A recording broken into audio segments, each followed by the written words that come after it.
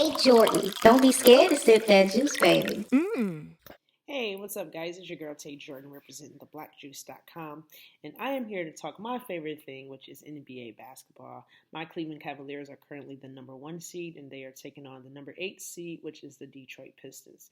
Though it's a 1 through 8 matchup, it's not a typical 1 through 8 matchup because Stan Van Gundy has his team playing really well. They're a very well coached team.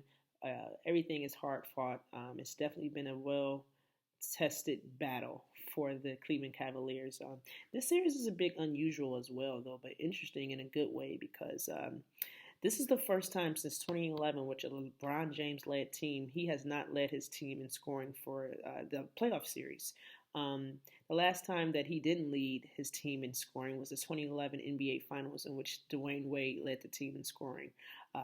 So this year, Kyrie Irving is leading the Cleveland Cavaliers in scoring, and he's averaging 26 points a game, 2 rebounds, and 4 assists, while LeBron is averaging 23 points, 8 boards, and 7 assists, and Kevin Love, in typical Kevin Love fashion, is averaging 21 points and 11 boards. So he's averaging a double-double.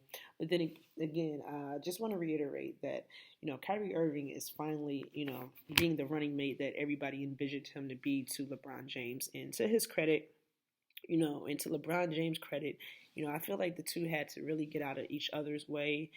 They both had habits, and I think that, this is obviously the first time where LeBron James has played with a talented point guard such as Kyrie Irving, from having Mario Chalmers and Norris Cole and who else?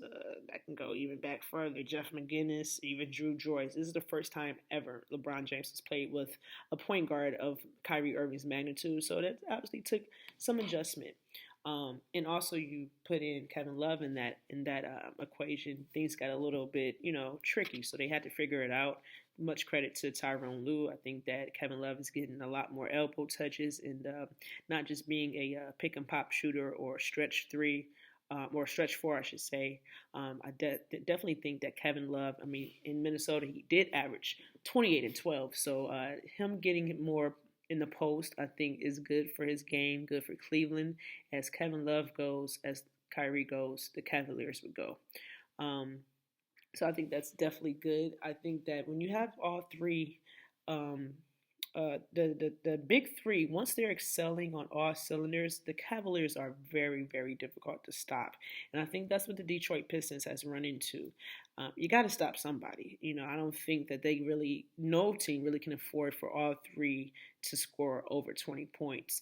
And that's been happening every game this series. Hopefully tomorrow, Sunday, the Cavaliers can close things out and handle business so they can go back home and get a couple of days rest and get ready for round two.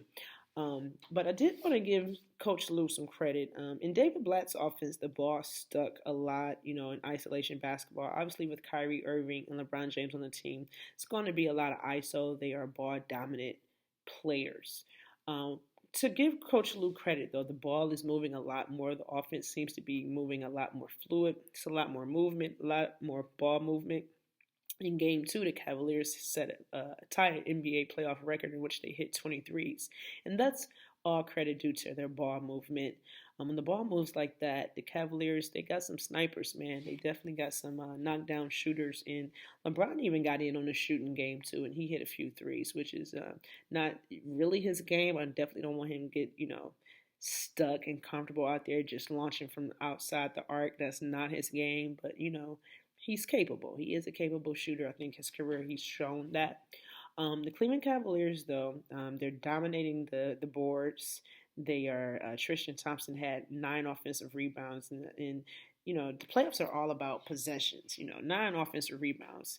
I still wouldn't say it's worth $85 million, but he is doing something. I will say that. So shout out to Double T and TT, and not enough credit to Matthew Dellavedova. I know a lot of fans criticize Matthew Dellavedova from saying he gets too much playing time and what is he doing and taking the last shot in Chicago. Come on, I get that, but Matthew Dellavedova is making life extremely difficult for Reggie Jackson.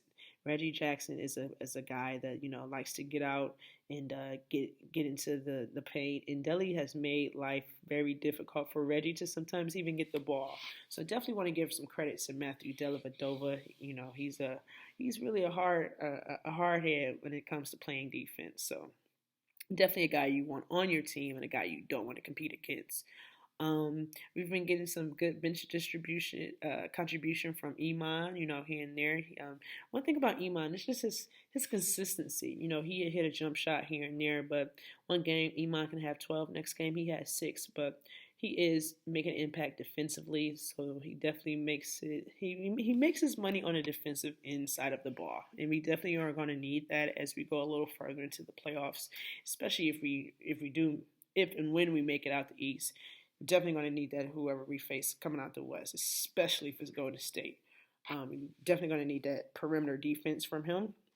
And how about JR, man? I mean, as streaky as JR is, he's been hitting this series, and he's just a knockdown shooter. JR is just a hooper. I actually had this conversation last night with a buddy of mine, which I called JR Smith a great shooter, and he corrected me and said that JR isn't a shooter. JR is a hooper that can shoot, but he's more of a slasher.